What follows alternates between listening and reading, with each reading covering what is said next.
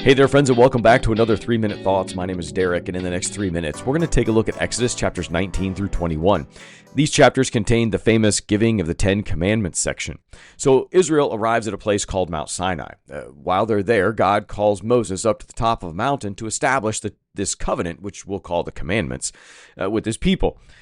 God says that they will be his treasured possession and a holy nation if they obey him. The people agree.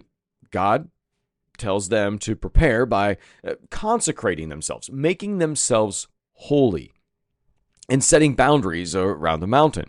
In other words, don't touch the mountain. Okay, on the third day, God comes down onto Sinai in this massive display of thunder and lightning and smoke, and the earth is shaking and trumpets blasting. The people are terrified, and Moses speaks with God on their behalf. Like, this is a pretty cool moment for Moses, right? Now, in Exodus chapter 20, God is going to give the Ten Commandments. This is the fundamental and foundational law for their relationship with him and their relationship with one another.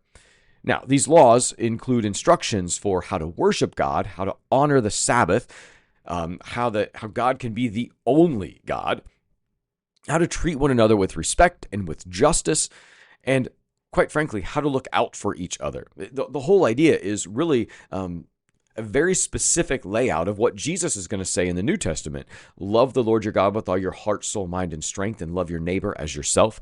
You really see that on full display here in the Ten Commandments if you just look at it appropriately. They're not boundaries to limit our life, but they're actually markers to help widen and broaden how much better our life could be.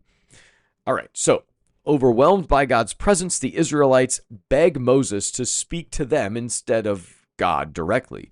Moses is going to reassure them that God's purpose is to bring reverence and holiness into their midst. Chapter 21, God provides more laws, additional laws detailing exactly how justice and compassion are going to shape their community.